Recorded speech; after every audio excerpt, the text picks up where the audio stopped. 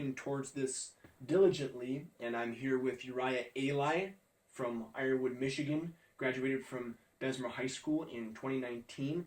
Went on to Parks University, UW Parks University, as well as Holy Family, running at NAIA up to Division II, then eventually Division I at Queen's University out of North Carolina, I believe, correct?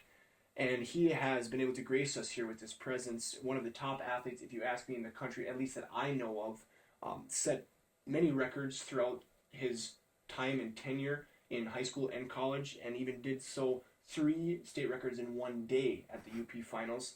And I think that that is only a singular step and a testament to the accomplishments that he has had and his leadership, and is what he has got his degree in business administration, as well as a bachelor's in sports management. And I think that Ultra K is now your greatest achievement, that you have worked night and day sleeplessly towards building up into not only a product that people can trust, but can see the facts and results anytime that they want to, through the science, research, and practices that you and Pat Toit have put in aggressively in showing that things can be done not through hype and fads, but rather through proper research and factual judgment of these different things. And we're going to get into all of this, so please stay tuned. This is going to be an episode that could possibly change your entire life, not only in your health, your faith, but in your belief in what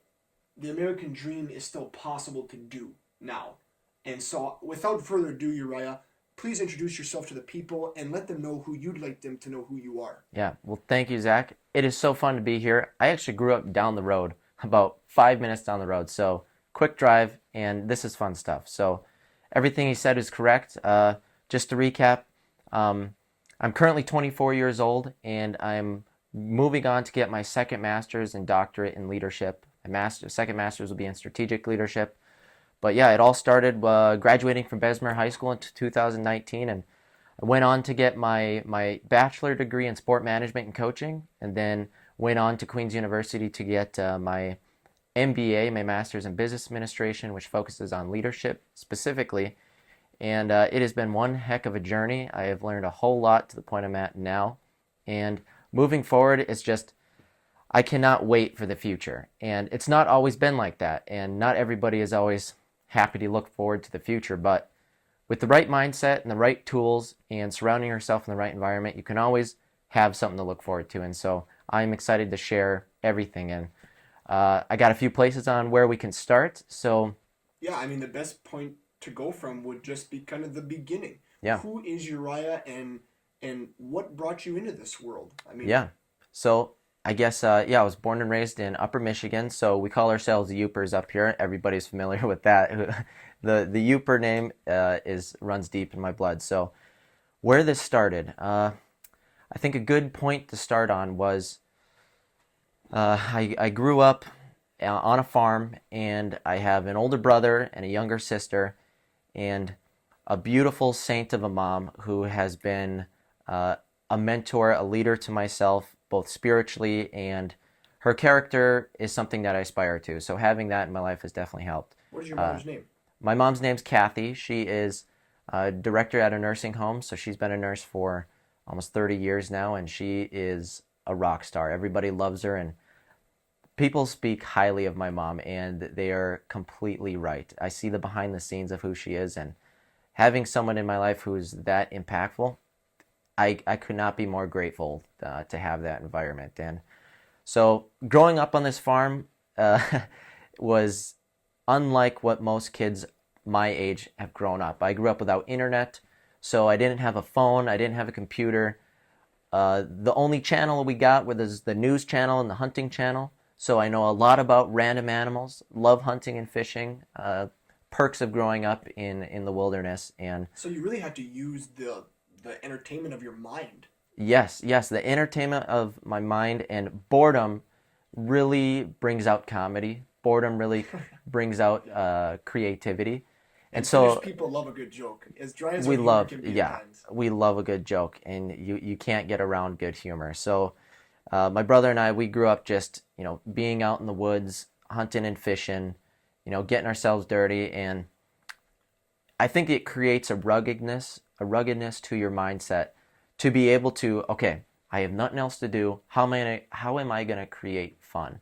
And you can create fun out of nothing. And so when I hear kids today saying, "Oh, there's nothing to do," or "There's nothing to do here," and the Wi-Fi is not working, I'm like, there is much better things to You be have to doing. make something to do, and I see that a lot as well in the lack of attention and focus in some children in my time of Yeah. working with them.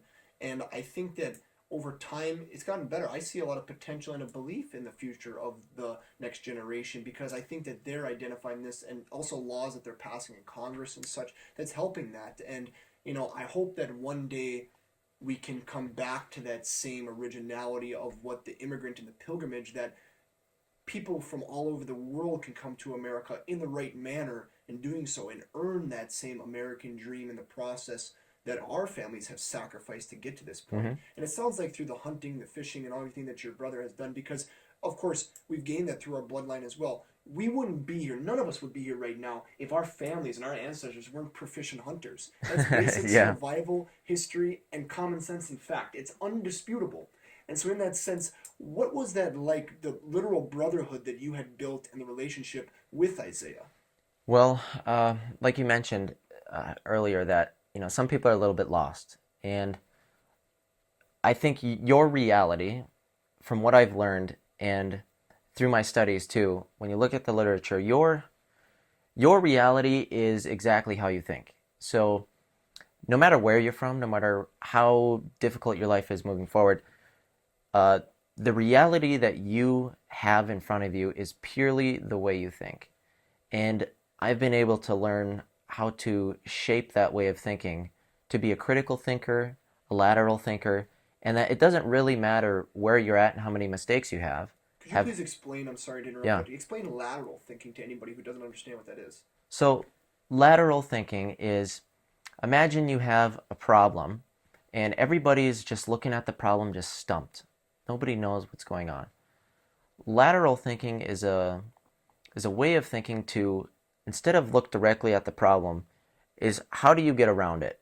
And there's so much to uncover with it. But a great book, if anybody wants to learn the art of lateral thinking, it's literally that, the art of lateral thinking.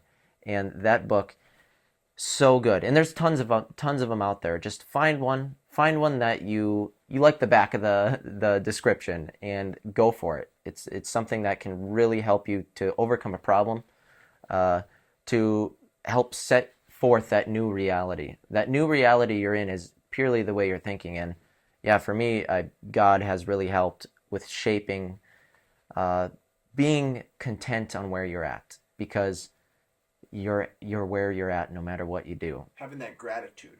Yeah, While still gratitude. Yeah, balancing it with ambition as well, because you're a very ambitious person, and it sounds like your brother helped build that faith and ambition also. yeah. Was My you brother was someone who definitely motivated me. So he was the older brother. He was a year and a half older than me. So to have, probably still is. yeah, still, yeah, he still's a year and a half. I'm catching up to him every year, and and so having someone like that, when you're younger and you're the younger brother and your brother's just older than you, there's a funny point in your childhood where your brother hits puberty first, and he beats the hell out of you. And so I was grateful for that. Would you guys fight a lot? We wouldn't fight, Wrestle. yeah, but we would wrestle. We were competitive as heck. We were so competitive. We'd compete in everything. We would even compete with who can get their voice as deep as possible, like stuff like that, like Constant outrageous. That's the competition. boredom. That's the boredom too. Did you ever hear about the greatest Finlander wrestler? Who's that? So there was this guy named Urhol, and he was the best. And he could put anybody in this thing that was especially called the pretzel knot. Oh no. And so he would, like your brother and you wrestled, they get twisted and tied up together. Yeah. And no matter who challenged him, no matter how big or small they were, because this guy was a giant too, he would get him in this pretzel knot and they would cave and tap immediately and cry uncle. So Oh, no. pretty soon at the job site that he worked at in construction, in which we all have worked construction, Yeah, and yeah. your brother, that brotherhood as well there, we we learned that you have to pass time in these job sites a lot of times. Yeah, yeah. Especially when the weather gets bad. So they would wrestle, especially on their lunch break. And pretty soon there was a pool of up to $5,000 on whoever could beat him and get out of the pretzel knot. Pretty soon this young guy, small guy, joined the crew. He was super short, and he said, I can beat him. And they're all laughing like, no way, dude. You're like a foot and a half shorter. You're not going to beat this guy. He said, watch. So they get tied up. They start wrestling, and it's a battle. It's a war. Pretty soon they get down on the ground, and pretty soon they're tangled up and mangled, and you can't tell who's who. And all of a sudden he gets him the pretzel knot. And you wouldn't believe it. They went on for like 30 seconds a minute. They're thinking he's going to tap. He doesn't. And then all of a sudden, a big loud noise, yelling, he breaks out of it.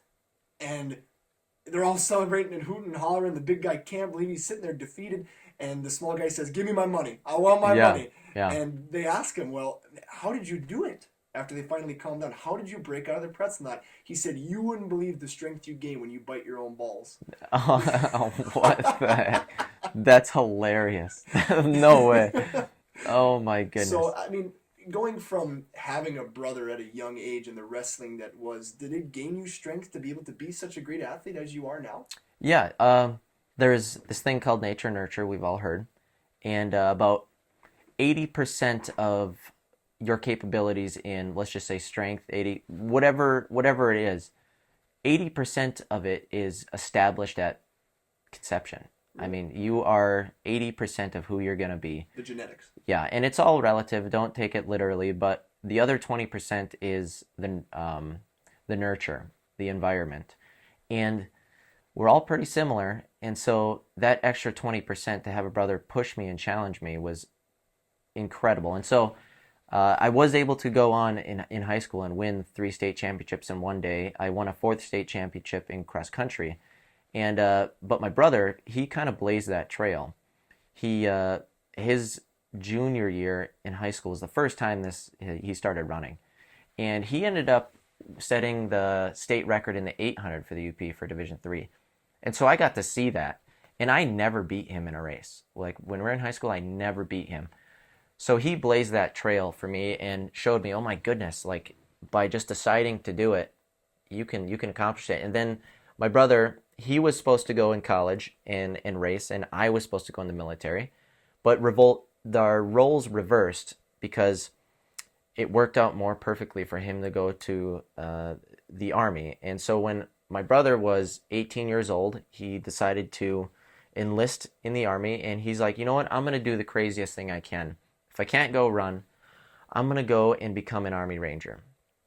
And so this is the guy that, I grew up wrestling against, and unfortunately for him, I was the stronger one for most of the time when we were younger. So it really bit at him. And so he was like, okay, I'm going to go and do something crazy. And now I will never fight my brother. I will never step near him in terms of who can wrestle and who can beat the other person up, because he would kill me like that. And so I got to see my brother and hear the stories of what it took for him to become an Army Ranger. And he got his Ranger tab when he was 18 years old. There is not a lot of people that have been able to accomplish that. And to be able to witness it and understand why he did it and to see the motivation and desire, it really lit the fire like, oh my goodness, I need to step up. So I guess this is a good intro to how I've gotten to the point where I'm at, where now that I'm working on my doctorate and now that I have that opportunity, I'm also a professional runner for Ultra K. So these things don't just come up. You don't just become a professional runner. You don't just go and start working on your doctorate. There is a thing I like to call the evolution of excellence. And seeing my brother accomplish that was one of the starts of the evolution of excellence. So how I started shaping my mind to get to the point where I'm at now. I've also had my own business remodeling houses, done construction, and I always have this business mindset, but this leadership mindset to actually do the things I want to do, and the things that I think I can do and say I'm going to do, how do I rationalize taking the next step to do it? And another book that I like to read is Make the Leap. It's about a book that teaches you how your goal's here, or here's where you're at, and your goal's here. Now, it is really hard to push a ball directly up a cliff to get to your goal. We all want to set our goal right here, but in reality, you have to think of what is the quickest way there. And Make the Leap teaches you, and it's written by a guy who was a college athlete, so he really likes to use metaphorical terms in athletics, which I really related to in life. So it teaches you how to position that goal in the right place. So imagine pushing a ball up a ramp. It's much easier to push it up a ramp than a cliff. And the way you think, the environment you choose, the positive reinforcements that you get from your environment, and the mistakes you make, every time you make a mistake, that's like a rock in that ramp. And hitting a rock going up a ramp is very difficult to overcome. So you want to minimize, and you want to have as smooth as a transition to that spot. Do you mind if I share a metaphor? Go for it. So a part of myself, in my athletic journey, I myself was, unlike you, a naturally gifted athlete, and one that kind of had to fight for every single instance of athleticism. Okay. And like you said, that genetic.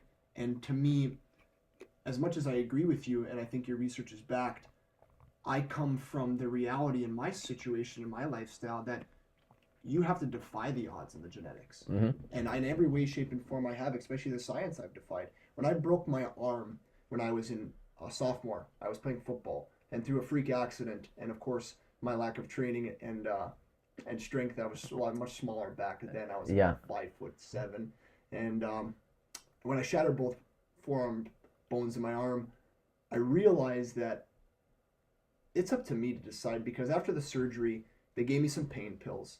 They gave me no physical therapy. They put me in a cast, and they said, you got 8 months without any contact, no sports, until you can come back to normalcy. And Uriah, I could not even curl a half of a milk jug full of water. I couldn't do a single push-up. And I decided right then and there, how can I do this?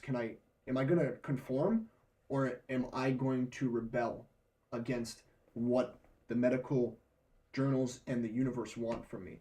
And so I made it my ambition to defy that, because basketball was in a matter of a couple months, and I was supposed to start. And I was supposed to be the point guard, the leader of the team. And you have to lead from the front, as you know, and your brother has taught you, because it seems like he's been a father figure to you, really. And I'd like to go more into that. But in reality, I had no chance, but I just kept going. And I don't know even now how I did it. It was just a mindset of defiance, of rebellion, of insurgency against the pain and the blockages. And so from 8 months, I turned it into 8 weeks. And I was the starting point guard on the JV team that year, and I almost averaged a triple-double. It was one of my best statistical years, and I defied every odd. And I couldn't believe it myself at times that I was doing it. But out of that became substance abuse from the Vicodin, and I had to find a reality beyond that. And the ability to go beyond what even I thought was an expectation was powerful, and it showed me that, like you said, we create our own reality. Yeah. Now, there's something that was important in your story that you mentioned, which is you had to defy the odds, and but nonetheless, you wanted to start. You wanted to have a great season. You wanted to curl more than just a milk jug. So the issue is everything that was placed in front of you, but the great part about you being able to get from point A to B is purpose. Purpose is the number one motivator. Purpose gives people more motivation than literally a gun being held to your head. And it's a bigger motivator than money. And yeah, through my studies in my MBA, I mean, we just dissect the Harvard Business Review on these things, on what makes great leaders. And purpose, self-reflection, those are the two top things. And God gives us those two things as weapons of armor to go about tackling this life. And that's really cool to hear. But it's true. You had that purpose, and you had that self-reflection to realize, okay, here's where I'm at. What the heck do I need to do? And this is what I want to accomplish. And went about and did it. And that's the whole point of us becoming greater people one day at a time. Was there a time during your training or athleticism to where you saw the odds always stacked in your favor and didn't think that you could maybe even take another step and defied those odds? Yeah, well, I will say that I wouldn't say I was this naturally gifted person, and here's why. Because when I was a junior in high school, think about this. I ran track well, I didn't run track my freshman year, but I didn't win a single race in high school. My freshman, sophomore, junior year, I didn't win one race.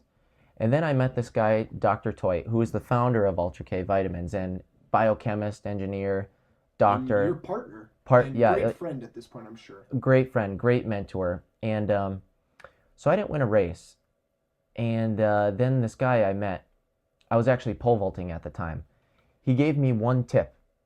I was at the state meet, and when you're at the state meet should not be the point where you're getting coaching tips. You should be ready to go when you're at the state meet. And changing your entire Yeah, plan. and changing your entire plan. It's not the way to go about it. And so this guy's watching me in the stands, and someone I was talking to said, "Hey, you need help? I got someone who can help you." And so she points him out in the stands, and he comes up to me, and I'm like, "You've been watching me pole vault. I need some help." And he goes, I was like, "What can you say?" And he goes, "Well, you suck."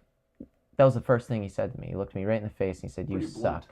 And but it broke down the barrier of, okay, now there's something that needs to change. And so what he did was he told me, run on the right, plant on the left. I was not doing that. So I was like, okay, whatever. I did it. I pole vaulted a 1.5 feet higher instantly, and I got second at the state meet there. That was my junior year. So I'm like, okay, maybe this guy knows what he's talking about. But I still never won a race. And so then he looks me right in the eye, and he goes, "Hey, I help athletes. I coach young athletes on, he coaches professional athletes. He's been the speed development and nutrition coach for Olympians, the former world record holder in the 400 hurdles, Tatiana. And we're currently sponsoring top 10 pole vaulter in the world, Austin Miller, right now. Is pole vaulted 19'4". He's in Europe right now, crushing it. And this dude, he looks me right in the eye, and he says, "You want to win a you want to win a state championship? You want to get your full ride?" And I'm like, "Yeah, what kid's not going to say yeah?" But I didn't believe that. I mean, I didn't win anything yet. And he looked me in the face and said I sucked. So how can I truly accept what he said? So that was something worth sitting on. And going into my senior year, it was that summer, I was working construction. And I decided, you know what? I'm going to listen to what this dude says. I'm going to actually apply the training, the nutrition, the supplementation. And he started giving me all these supplements on, what I need to take, which we started packing them into here. And I started listening, and I actually applied it. And I'm like, you know what? I'm just going to do this thing and see what happens. And no joke, going into my senior year, I didn't lose a race. I won the cross-country state championship. I won the track and field state championship. I hit the game winner buzzer beater for district finals in basketball. I finally was able. By the way. Yeah. Kicked my fucking ass for years, man. And I was able to dunk a basketball like at 5'9", and it's like, what's going on here? And so the fact that it worked, it really opened my eyes that, oh my goodness, what really makes something special is you don't need to necessarily believe in yourself. It's good to have that. You should believe in yourself, but you need to go through the hell to realize that whatever you apply yourself to, you can absolutely make happen.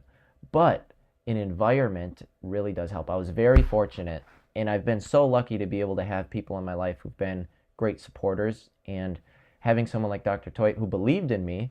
Like, there was many times I'm like, this ain't working, I'm done. Like, this ain't working, I want to give up. And then it's like, no, here's what you can do. Or, hey, stop thinking like an idiot. You got to be real with people. And so he was able to be very real with me.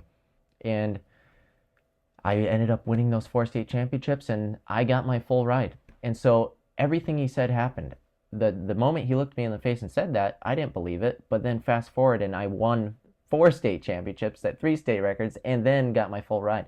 And it's like, what the heck? So that's not something, I didn't really realize that was a reality because I was living it in the moment. It's not until I self-reflect. Pat seems like he used that harsh truth, and what you did is you had the openness to constructive criticism, that he's not doing this to belittle me or to put me down. Yeah. He's doing this because he cares and he wants to help.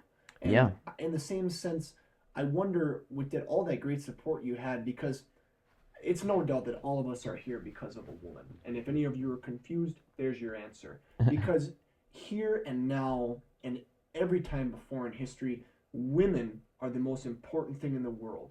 They are the driving force of everything for all of us, no matter who you are. Hmm. And I would like to know that support and the role that your mother and your sister played throughout your career and now into your business.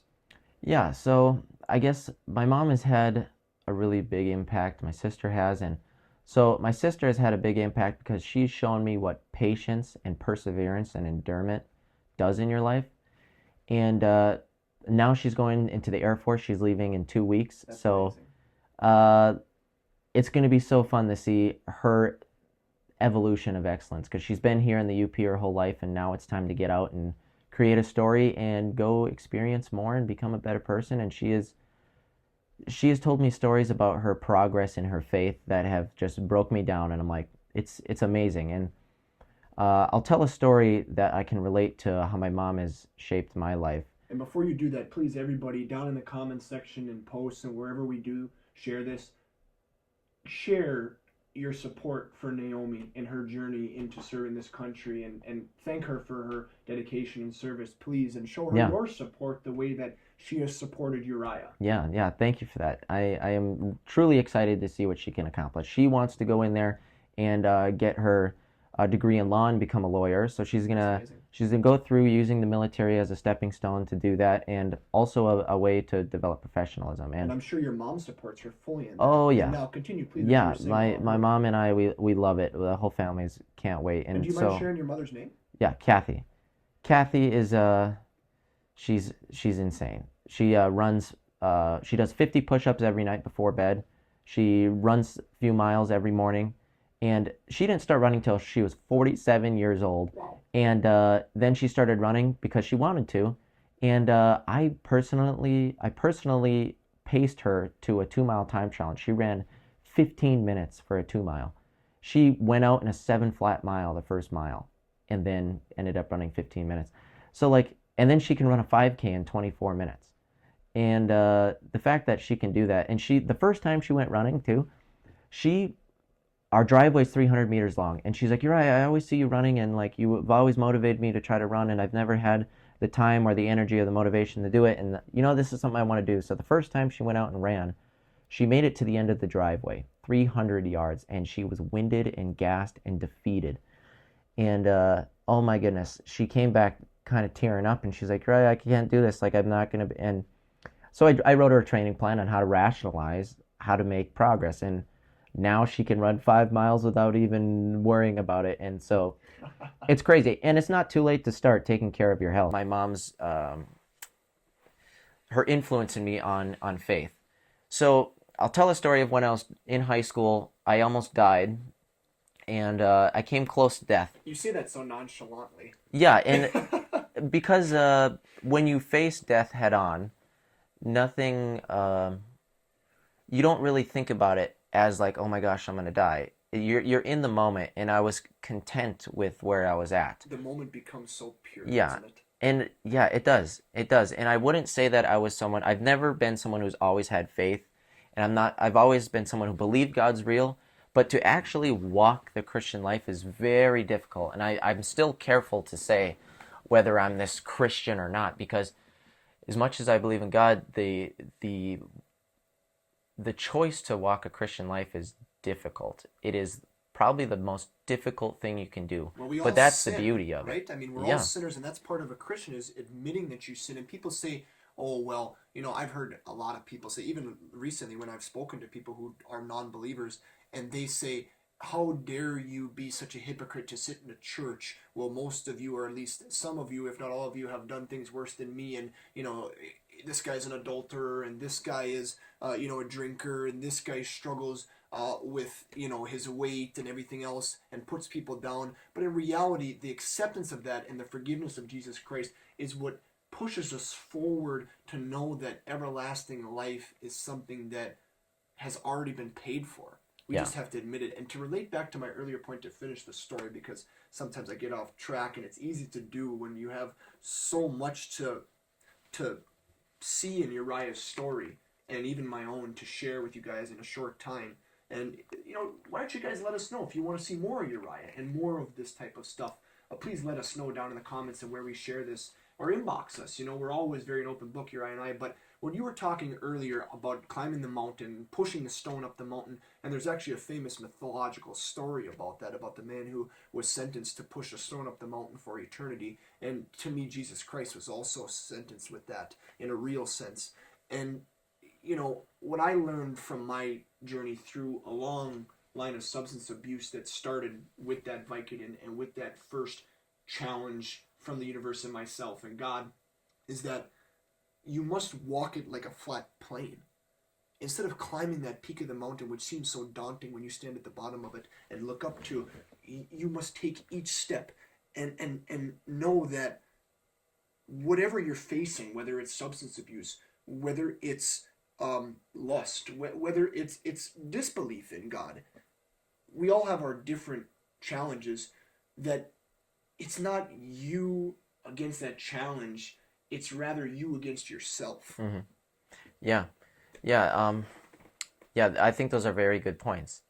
And for time's sake here, I don't have much time, but I got a lot that I can just burst through here, which I think is gonna, resonate with a lot of people. And I want to start it with that moment where I faced death head on, and it was God who saved my life. And so I'm training in basketball. This is my senior year in high school, and I live 6 miles from the high school, exactly 6 miles, and up in the UP, it's always 0 to 20 degrees in the wintertime, which is when the season is at. Which is about 8 to 9 months out of the year. Always. And so I would, after basketball practice, I'd go through the 2-hour practice. I would have my sister take my bag and my phone back and my homework, and so I didn't have to run with that. And I get through basketball practice, I'd bundle up, and then I'd start going. And there's no street lights either once you get a mile away from the school. It's just all dark. So I'd throw a headlamp on. I had ice bug shoes on, which have steel studs under them, so I wouldn't slip and bust my ass on the ice. So this night, there was one particular night where we were doing suicides all day, scrimmages, and you have a 2-hour practice that just drained you. And so I remember being very dehydrated, and then I go into the locker room, and I start bundling up. All my friends think I'm absolutely nuts. They would always tell me, dude, you are nuts, because I would run home after basketball practice. And then I remember going to my coach, Mr. Matrella, and I was like, hey, Mr. Matrella, what's the temperature out there today? And he goes, oh, it's 10 degrees. I'm like, okay, that's fine. It's usually when it's like -10 is when I wouldn't go and run, because then my eyes would start to freeze, my eyelids would shut. And so, what are some of the clothes you would wear when you're doing these exercises? Yeah, I would just throw on 2 layers of long johns, pair sweatpants, and then like 2 sweatshirts, and then gloves and a little face mask. So you burst out the school door into 10-degree weather. 10-degree weather after just sweating and just crushing myself. So I start running out, and I get about 2 miles away from the school, and I start to feel like my legs start cramping up. You get that like quick little, okay, oh no, I'm gonna cramp. But I keep going. I try to calm myself, breathe good. And I'm not running that fast. I'm probably averaging like 6-something mile pace, just trying to get home. Oh yeah, not that fast. That's only most people dream to run a 6-mile pace. Yeah, fair. And everything is relative, right? And so I get 2 miles down the road, I'm starting to cramp. Then I get 3 miles down the road, and then everything starts cramping up. I remember from my hips down to my feet were cramped up, like no joke, locked, like all my legs locked up. And so there's all 2 of them. All 2 of them locked up. And I'm about 2 miles from home. There's like this S curve, and every time I pass this rock, I think about this situation, because how can't you? And so everything cramps up, and I'm laying in the middle of the road. And I'm looking up at the stars, and I'm like, oh no, this sucks. Like I'm cramped up, but I'm not worried at this point. And few minutes go by, and I'm like trying to crawl, and I'm trying to like get up, and every time I try to move or get up, everything would lock up again. So I'm like, okay, I just need to wait, calm my breathing. I didn't have any water on me. I was probably eating some snow, but that's not enough, and it's not fast enough. And then a few more minutes goes by, and it's the sweat in my body starts to freeze. I feel that sweat start to freeze, and I've been out in the woods enough. I've lived up here long enough to know that things are starting to go south. And so my sweat's starting to freeze, and I'm like, this is not good. And I remember looking up at the stars in this moment, and I'm like, oh no, like this could be a bad situation. And to make everything worse, a pack of wolves start howling in the woods. Like, it sounded like 200 yards in the woods. Who knows? Sound travels different out there. And I'm like, oh my goodness. Like, I hope I freeze to death before the wolves eat me. That would be ideal. A blessing. That would be ideal. So, because I don't know if people know, but wolves and coyotes, when they capture and kill an animal, the scouts come in first. I know because I have a background in hunting and expertise in that. They actually start to eat you from the ass first up. Yeah, it would not be fun. It would not be fun. You're still going to be alive for most of it. Yeah, it would be a bad way to go. Until the alpha comes in, and then they get the liver and all of the good organs first. That's what the alpha gets. Yeah, I didn't want to be. How many wolves would you say that you heard? Several wolves. Okay. I mean, could have been 4, could have been 8. And Who a wolf knows? can weigh upwards of 100 pounds. 100, 150, big things, especially up here. Alpha, yeah, and so now I'm thinking this is a bad situation. And I remember looking up in the stars, laying on the road, and I thought to myself, I'm probably going to die. Like, this is not good. And the hypothermia was close. My sweat was at the point where it was frozen on my body. And my internal temperatures were still doing okay. But I remember I started praying. And I wasn't scared in that moment because I was there. And the first thing I said was, God, if this is how I go, thank you for my life. Thank you for where I've gotten. And I'm going to go out doing the things I wanted to do. This was before I won the state championships. I was training for it. And I remember praying about all the things I needed to get off my chest. And I remember just being thankful and content with where I was at. But I was praying for my family. I was praying that, they don't miss me too much and that they persevere through it. And then at the end of this prayer, I was like, God, if you could heal these legs, I could get home. And as soon as I said amen, a few seconds later, I had a massive rush of warmth go through all my legs, almost as if like my blood flow started working again. And my body was restored to its normal temperature. And so I just popped right up and I ran home, and I didn't tell a soul for years. I told that testimony the first time when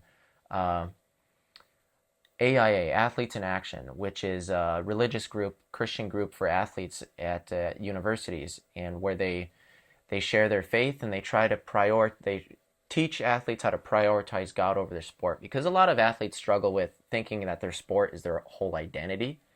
And so that was the first time I shared it. And I don't know why I never shared it. And I think the reason why is because if I would have told my mom, she would not have let me keep training. She would have been like, heck no, I love you too much. Not in that manner. Not in that manner. So I didn't tell a soul. Can I just ask a question? Yeah. When you're sitting there cramped up and you're praying, are you trying to move, or are you just kind of stagnant because you can't?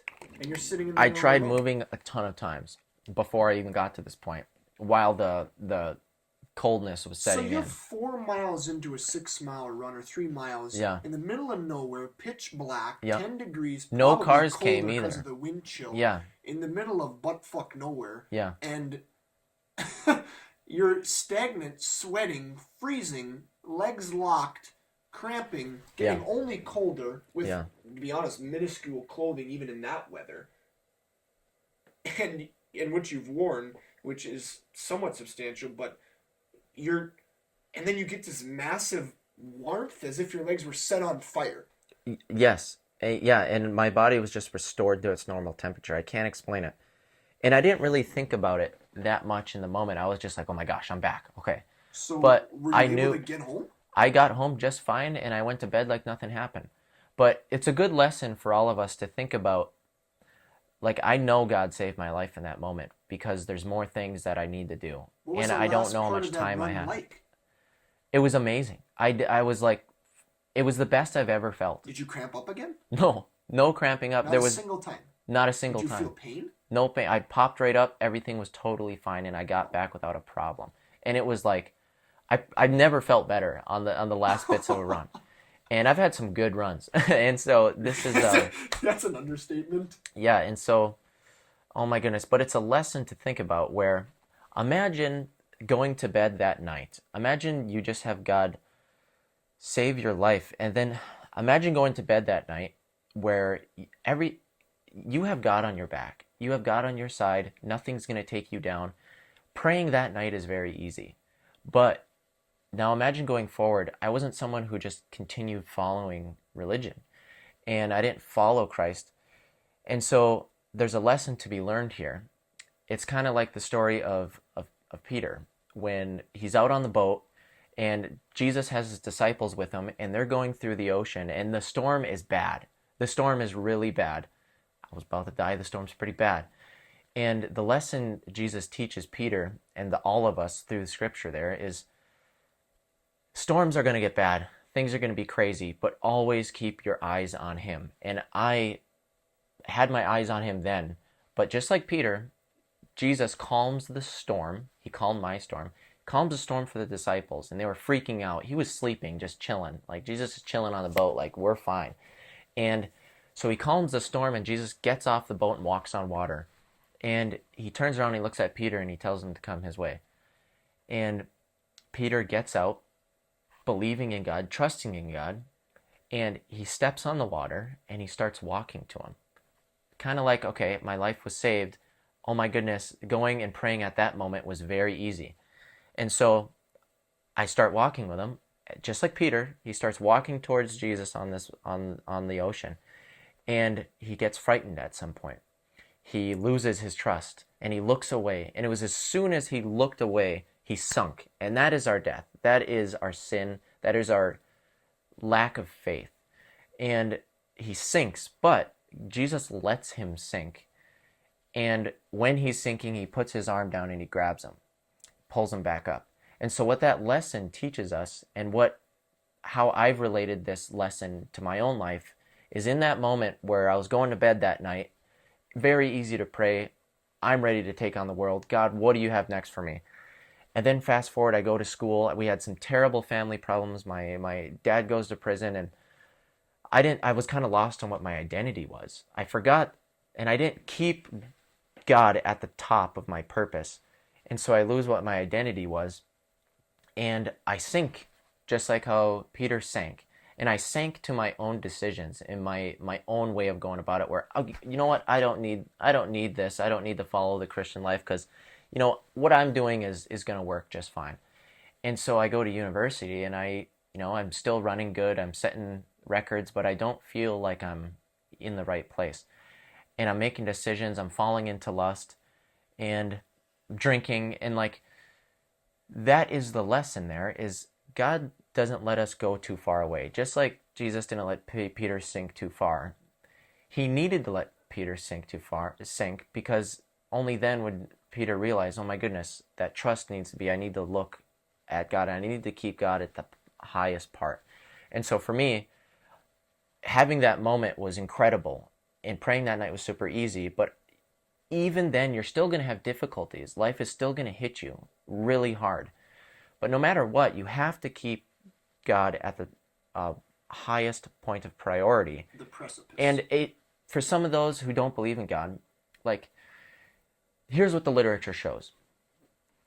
When anxiety and depression, but anxiety is exactly this in a nutshell. You have a hierarchy of purpose here, right? And let's say your purpose, it could be loving your family.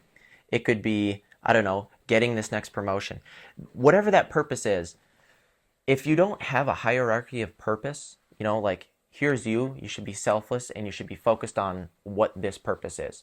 Anxiety comes, and this is what the literature shows, is when you don't have a direction. You have, and what is worship? What is worship? Worship is to love, to prioritize, to give attention to, right? And so if you're loving, prioritizing, giving attention to your sin, or let's just say the things that are holding you back from what you're accomplishing, here's where it should be. And if you're not doing that, you have a priority here that you're loving, worshiping, you have something here, and so you're this fragmented soul. It's like a spider web. That's a good way of putting it. And so you have this fragmented soul. And if you're someone who's struggling with anxiety and you're struggling with not knowing what to do, it's because you're prioritizing, giving attention to, and loving things that are holding you back from who you need to be.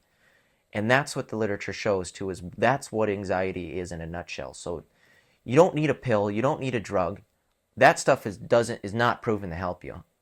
Nowhere is that proven to help you. It actually gives you long-term negative effects usually. Yeah, and permanent effects. Usually. Permanent effects. And so to get rid of that anxiety and that difficulty that you're dealing with, and sometimes it could feel like there is no solid answer.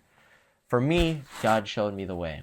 And for you, I challenge the listeners here who are struggling with things, is to have some self-reflection on, okay, what are those things holding me back?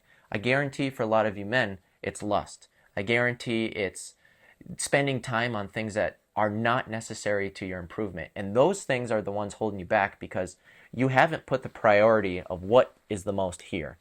And yeah, drugs are not going to help you. I was just at the International Science of Sports Nutrition, and I got to speak with the top researchers, scientists, nutritionists in the world.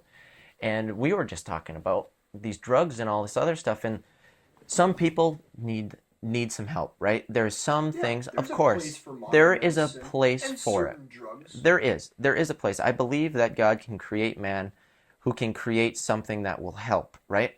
But is not necessary, especially for anxiety. So there is always a place for moderation of things, but if you are someone who's leaning on drugs as a crutch, even like, I guarantee a lot of people here too are using weed and marijuana to and there's moderation to these things, but if you are leaning on these things, remember what we just discussed on the prioritization and the hierarchy of prioritization. If you have these other things that are fragmenting your soul, you're going to have a loss of purpose, and you're going to make a lot of mistakes, a lot more than what you should. And so this has really opened my eyes to, okay, the mission I'm on now. And the mission I'm on now is to get my doctorate in leadership so I can lead the people in my life as good as possible. And I want to become an athletic director at a university, so that's exactly what I'm doing. I'm working in college athletics, and that's my purpose. And another purpose is helping people actually achieve health.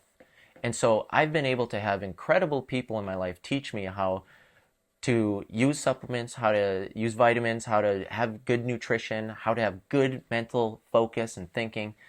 And God has really helped me rationalize it and to realize, oh my goodness, the literature on what makes great leaders, it's purpose and self-reflection. My. Those are some of the greatest tools God gives us. Purpose, right there at the top of the hierarchy, and self-reflection to realize, to actually, if you were to think about all those problems you had, if you were stuck in a dark room with only your thoughts, I guarantee you all those things that you know that you have to get rid of, if you were to sit there in that room and you're trying to find that purpose, you're going to realize the things you need to get rid of. And I guarantee you, you're not going to like the answer because you know that it involves you giving up some form of selfishness. And we all deal with it. I mean, I'm saying it, and don't take it as if like I've figured this out. No, like I'm still dealing with it. It's the evolution of excellence. And so but we've made mistakes, so we know what it's like. It's not that we're above you by any means. No. It's that we don't want you to make these same mistakes. And God teaches you through self-reflection to realize, oh my goodness, we're all hypocrites and we all have problems. So love everybody. That's a great message. So another reason, so here's a big purpose of where I'm at now is I want to educate people. I want to educate athletes on how to take care of their bodies, how to train through supplementation, nutrition, and training, all backed by peer-reviewed literature. And so that's where my goal is now. Because you love others. Because the biggest thing is to love God and to love others, and you will gain eternal life. Love thy neighbor greater than thyself. And it seems like that love that you share is to help others through this supplemental company. Yeah, and so just for reference here, I am not a biochemist. I am not a scientist. I don't know how to make this crap. But I know what the research shows. Pat is a doctor. Pat's a doctor, a biochemist. He actually cured his own heart disease with supplementation. That's incredible. So his story has really resonated with a lot of people. He's helped so many people. And so he helped me. And so he taught me through how to do the right things. You got to be in the right place at the right time doing for the right reasons. Like that's what we're doing here. It's a trinity, right? Yeah, that's a good point. But you have to be very determined to make something happen, and my determination now is I went to Dr. Toit, who is, has a vitamin company, and he's, cured his own heart disease, and he's taught me everything I need to know in training, and I was able to win state championships. Now I'm a professional runner. And so it's like, Pat, why don't you create a vitamin for athletes? And then why don't we create a website that teaches everybody how to do these things, so then you can have the most trusted, up to date. And so we're always going to these conferences to make sure that we're up to date on research. And so now we've created a company called Ultra K, which is dedicated to helping the endurance athlete on all of their needs: supplements, vitamins, nutrition, training, and we give you all the literature. We are an open book. A lot of companies, kind of won't just show the research because it'll kind of break down that they're not on the right path. But so that's what we've done. We've created Ultra K, and now it's the clearinghouse of peer-reviewed literature for just what I said, for athletes to be able to go to a place to know, oh my goodness, here's all the vitamins that someone needs to really execute their health. And so what we did is we put in some crazy ingredients here that are going to help you in a holistic way. You're going to have stronger bones, you're going to have faster recovery, you're going to have a better immune system, you're going to have better hormone regulation. And here's the coolest part, and I'm sure we can pull up the source too on the literature, is if someone were to take this vitamin, there was a study done by North Texas State University, and it was on MK7, which is one of the ingredients in here. We have 5, and it's one of the ingredients there. But if someone were to take Ultra K for 8 weeks, their cardiac output would increase by 10% through just supplementation. So if you're some athlete, or you're someone who wants to go from couch to 5K, or you're someone working construction all day long, through just supplementation, you can increase your cardiac output. So every time your heart pumps, 10 to 12% more blood and oxygen is going to go to your muscles. So your VO2 max is going to jump. And what VO2 max is the measurement of how much oxygen your body is utilizing in each breath. How efficient is your body pushing that blood to your body? And what this does is maximize the efficiency and the output of that Yep. process throughout your body. And these processes have been shown through the science and literature, and a lot of people love the hype. I mean, like you talk about things that men do. I mean, who doesn't doom scroll? And we like to see these videos that, they hit our dopamine sensors and release that process instead. But what you do is you use science, fact, and research, as well as experience, to show that this isn't a hype train, and you don't have to hop on it. You can do your own research too. And I wonder how many of you, in the things that you take in your daily life, whether it's your food, whether it's the vitamins you take, if you do, or whether it's the processes that you use throughout your day and your body, whether it's drugs or alcohol or even simple things like your training, do you really use research? Because it's easy to be lazy. It's an innate human nature. It's that lizard brain that sits in the back of our head on top of our spine that wants us just to survive and be comfortable and sit in our bed, when rather the difficult thing is to know what you're doing to your body and to get out there into the cold weather, face the wolf that's at the door head on, defeat fear, because we are never alone, even if we're in a frozen road with that wolf howling at, only a few feet away from us, licking its chops, because God always walks with us. He is us. We are Him in that sense. He created us in His image, and He knew exactly what He was doing from the very front, and He has guided you to this point. So tell the people now, because they want to better their lives. They wouldn't be here at this point of the episode if they didn't. Where can they find an Ultra K, and how can they get it? Yeah, so we sell all over the world. We're in Amazon, we're in Walmart shop, but the best place to go, and it's a great resource to where you can learn about all of your health needs, every vitamin there is, and make the decision for yourself. Like, you don't need to buy this, but guess what? We got the information for you to make the decision for yourself. You can look at the research on, oh my goodness, will this work for me or not? And if it is something that you think will benefit your life, fully encourage you to. And you can go to ultrakvitamins.com. And that's just ULTRAK, Ultra K. And you'll find us. Endurance made easy. That's they our can slogan. purchase it right off there on that Right website. off the website. And yeah, Couple we're in clicks. Amazon, so no matter where you're at in the Shipped world, right to your door. right to your door. And can they buy like just small amounts, or do they have to go big right away? You can buy one. The more you buy, the better the discount. And it would take one bottle is an 8-week supply. So that's in our research for increasing your cardiac output is in 8 weeks. So through one bottle, you can increase your cardiac output by 10 to 12%. And then you want to keep going for it, love it. And so, I would probably suggest, getting 3 bottles, which is a 6-month supply. That's half a year. And they're $40 a bottle. So That's for very 40, affordable. yeah, it's the cheapest one on the market that will actually make the difference. There's a lot of vitamin K and vitamin D combos. We also pair it with vitamin D.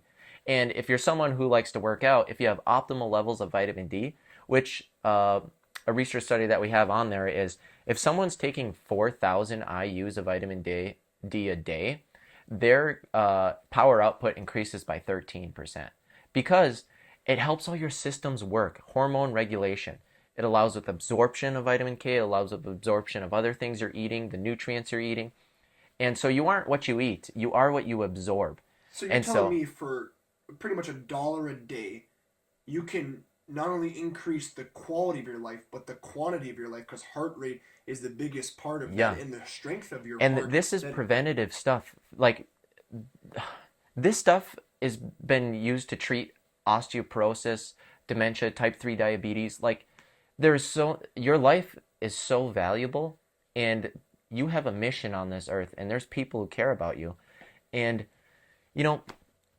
it might sound like a selling point, but honestly, your health is wealth. And so I choose to take problems. Yeah, I choose to your take. health is compromised, then you got one problem. And when you're sitting in a hospital bed, there's going to be a lot of regrets that run through it. If you got more questions, call 715-612-5858. 715-612-5858. That's Dr. Toit's number. Dr. Toit is someone who can point you in the right direction. He's the founder of the company. And, if you got some health issues, you got things that you want to get taken care of, he'll point you in the right direction. I'll tell you what, I've been on Ultra K probably close to 4 to 6 months. I can't remember exactly, give or take. And my active lifestyle, I'd like to think I'm in decent shape. We always have areas of growth, but I'm an ultra runner. I've ran up to 60 miles in a matter of 48 hours. I've gone great distances. Now, it doesn't sound like a lot, but the actual run time was probably less than that. And I've got plenty of growth to go. I ran the Red Bull 400 recently on only a couple weeks' notice. Double booked, 2 hours of sleep, 3 a.m., drove, ran 10 miles already, a couple hours away, came back that same day, 20 minutes before the race, and I placed in the top 100. And I attribute that to Ultra K and the training that Uriah, Dr. Toit, and others have shown me through the research-based science and fact of how it can improve my life and the things that it's done not only for me as a father, as an athlete, and as a man in general, that can show that I can strengthen my heart not only in faith but in physical senses as well. And it doesn't take much. What it takes is consistency and dedication, which you have had your entire life. And I have to say that I am very proud to know you, to call you not only a friend but a brother in Christ, and that we have been able to push each other the same way your brother has been able to push you and you him, in that same sense of chasing each other like wild dogs do, to grow to a point of humility, to actually grow into humility, which is something that can be confusing, but in that pathway gives us a sense that, like you said, put yourself away and put others first. And that's what you've done. And I see, and I know they do too, the care that you have for all people. Because, Thank you. A lot of snake oil salesmen and charlatans will compromise your health and sell you bacteria rather than an actual biography of how your body can improve and grow. And in that sense, you must now do the research. It's up to you to decide if you want to change your life. You can remain stagnant, and that is the easier thing to do. Or you can decide if you're going to find that true self, that ultimate self that you can be. And don't do it for yourself, which would be a great thing to start with, but do it for everyone else in your life, because you're only going to make their lives easier. Uriah, I really want to say thank you for coming on. Thank today. you very much. This has been one of the greatest conversations I've ever had in my life, and it has remotivated me as a Christian, as a man, as an athlete, and I hope it has done only a fraction of that for all of you and yourself. Yeah. Thank you so much. And I hope you guys had something, that you can take away. And if you're interested in learning more about my story, you could just follow me on Instagram. It's called Uriah_moves. So if you wanna see what the heck I'm doing, and you wanna shoot me a DM, like, go for it. I'm willing to help anybody. So I'm an open book, and this was really good. So And I'll tell thank you what, so much. if today you have found Christ, if you wonder, is Christ really for me? I'm at a point where I need him. You come to us, we'll baptize you. We'll bring you to Christ. We will help you in only a sense that God is moving through us and helping you. It's not us that's doing this. He shows us that light and guidance. And I hope that no matter what, we see that together we are stronger. And alone, divided, singularly, we all fall. Yeah, let's unite and unite for a common purpose. That's the most important thing. So God bless you all. Good luck in your journey. It's gonna be fun. God bless America, our troops, everyone out there who's keeping us safe, and anyone who doubts that and doubts America, because there's a lot of that nowadays, and the direction that we're going, the dream that we are all chasing, Uriah, myself, his family, my family, and those of you out there, you don't want to mess with a lion. You don't want to challenge America, because men like Isaiah and women like Naomi will be the last thing that you see. And I think that it will be a rude awakening right before a long, eternal slumber in a pit that you could only imagine the suffering that would go through it. And it only takes one moment of humility to find eternal life and gratitude. Yeah. If we all have a purpose that's united, there's no need for wars. That's another good point.